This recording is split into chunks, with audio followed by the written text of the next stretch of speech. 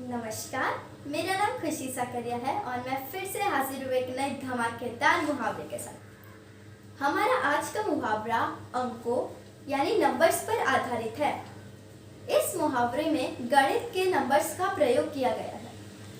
तो हमारा आज का मुहावरा है 9 2 11 होना। 9 2 11 होने का अर्थ है भाग जाना। अगर हम 9 और 2 को जोड़े तो वो 11 होता है और 11 का अर्थ है एक और एक साथ में, जैसे हमारे दो पैर जिनसे हम भागते हैं, ठीक है ना। तो अब तक हमने एक मुहावरा देखा, उसका अर्थ समझा। तो बताइए अब किसकी बारी है? जी हाँ, आप ठीक समझे। अब बारी है एक कहानी की, जिससे आपको मुहावरा समझने में आसानी होगी। तो चलिए अब सुनते हैं एक कहानी। एक बार की बात है, किसी नगर में एक साहूकार रहता था। वो बहुत लालची था। वो जरूरतमंद लोगों को ब्याज पर पैसे उधार दिया करता था और उनसे बहुत ज्यादा ब्याज वसूलता था। अगर कोई उसका पैसा वापस नहीं लौटा पाता था तो वो उसके घर की कीमती चीजें जैसे गहने, साइकिल, बर्तन वगैरह वगैरह ले लेता था। उसकी दुकान नीचे थी और उसी के ऊपर उसका घर था, जिसमें एक कमरा था जिसके अंदर बहुत बड़ी तिजोरी थी। जो व्यक्ति उसका सामान नहीं लौटा पाता था वो उस तिजोरी में उसका सारा सामान रख देता था। उसी नगर में एक व्यक्ति था जो अपनी पत्नी, बूढ़ी माँ और 2 बच्चों के साथ रहता था। वो अपना जीवन निर्वाह करने के लिए बहुत मेहनत करता था, खेतों में मजदूरी करता था। उसकी आमदनी तो बहुत कम थी, फिर भी उसका और उसके परिवार का गुजारा चल जाता था। वो बहुत ही मेहनती और ईमानदार था। उसके घर ज्यादा सुख सुविधाएं भी नहीं थी, यहाँ तक कि पानी तक के लिए उन्हें कुएं में बाल्टी डालकर पानी निकालना पड़ता था। एक बार उसकी बूढ़ी माँ बहुत बीमार पड़ गई। फिर वो अपनी बूढ़ी माँ को डॉक्टर के पास ले जाता है। डॉक्टर उनका पूरा इलाज करते हैं और कहते हैं कि उसकी माँ को जानलेवा बीमारी हो गई है। उनके इलाज के लिए 50,000 रुपये लगेंगे। उस व्यक्ति के होश उड़ गए। ले देकर भी संपत्ति के नाम पर उसकी पत्नी के पास एक सोने का मंगलसूत्र था जो उसे उसके मायके से मिला था। अब वो बहुत दुखी हो गया था। उसे उसकी माँ का इलाज कराना था, इसलिए वो सोचता है कि वो उधार लेगा। अगले ही दिन वो साहूकार के पास जाता है और उनसे 50,000 रुपये मांगता है।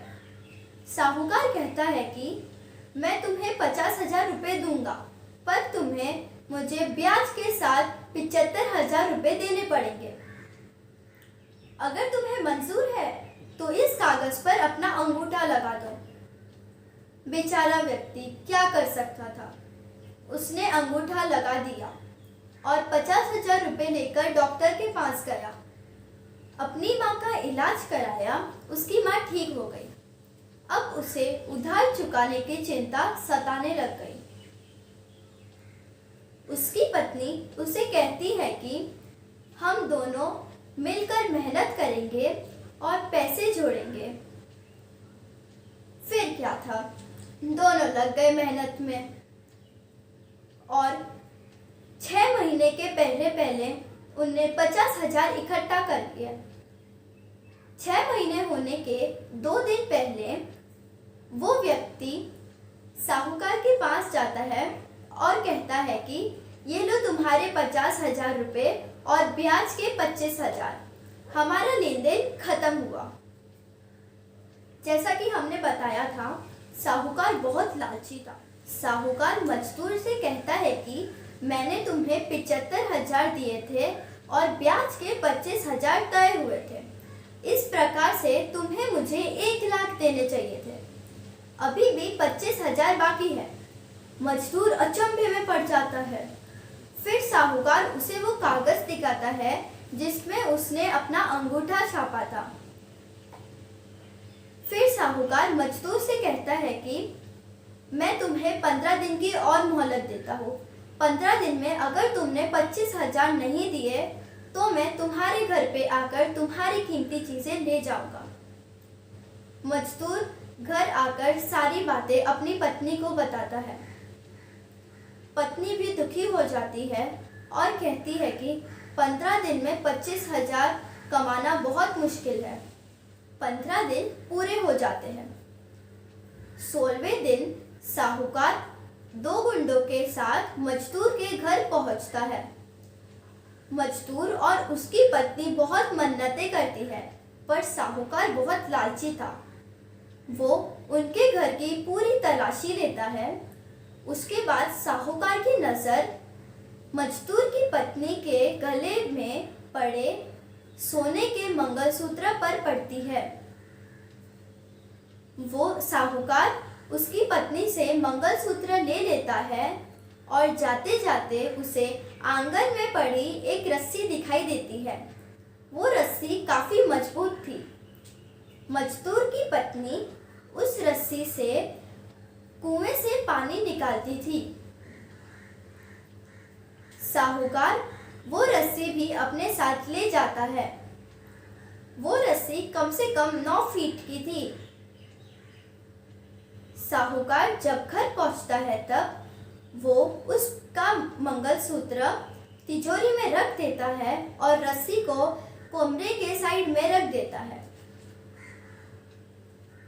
उसी रात 2 चोर साहूकार के घर में घुसते हैं और अपने साथ लाए हुए औजारों से तिजोरी तोड़ देते हैं और तिजोरी में से सारा कीमती सामान एक कपड़े की गठरी में भर देते हैं।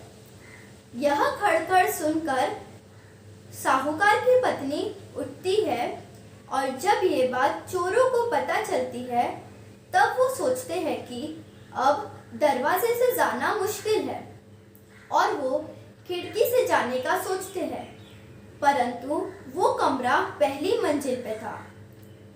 अगर वो खिड़की से कूदते हैं तो उन्हें चोट लग जाएगी। दोनों चोरों में से एक चोर की नजर कोने में पड़ी 9 फीट की रस्सी पर पड़ती है। फिर क्या था, उस रस्सी का इस्तेमाल करके वो लोग बड़ी आसानी से खिड़की के रास्ते भाग जाते हैं। इस आपाधापी में उनकी गठरी एक कील में फंस जाती है, जिस कारण गठरी में छोटा सा छेद हो जाता है। दोनों चोरों में से एक चोर कहता है कि क्यों ना हम नदी के उस पार स्थित नगर में जाके ये सामान बेच दें। यहाँ मजदूर और पत्नी दुखी दुखी से हो गए। अगले दिन कुएं से पानी निकालने के लिए मजदूर की पत्नी के पास रस्सी नहीं थी। मजदूर की बूढ़ी माँ सुझाव देती है कि क्यों ना तुम नगर से कुछ दूर नदी से पानी ले आओ। मजदूर और पत्नी को यह बात सही लगती है। फिर वो बर्तन उठाकर नदी के किनारे चले जाते हैं। नदी से पानी लेते समय उस बर्तन में उसकी पत्नी का मंगलसूत्र आ जाता है। वो सोचते हैं कि ये मंगलसूत्र यहाँ कैसे? ये मंगलसूत्र तो साहूकार ने हमसे ले लिया था, ये यहाँ कैसे आया? हम बताते हैं कि हुआ क्या था। हुआ यूं था कि गठरी में छोटा सा छेद होने के कारण मंगलसूत्र गठरी में से खिसक कर गिर गया था। जैसा कि चोर भागने में व्यस्त थे, उनकी नजर उस मंगलसूत्र पर नहीं पड़ी।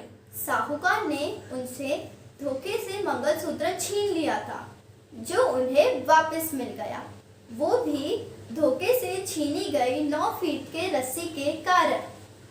तो हमारी कहानी खत्म होती है। आपको इस कहानी से क्या शिक्षा मिली, ये हमें कमेंट करके बताना। तो चलिए अब बारी है इस मुहावरे का प्रयोग करते हुए वाक्य बनाने की। तो हमारा पहला वाक्य है, पुलिस को आते देख चोर 9 2 11 हो गए। हमारा दूसरा वाक्य है, टीचर को आते देख बच्चे खेल के मैदान से 9 2 11 हो गए।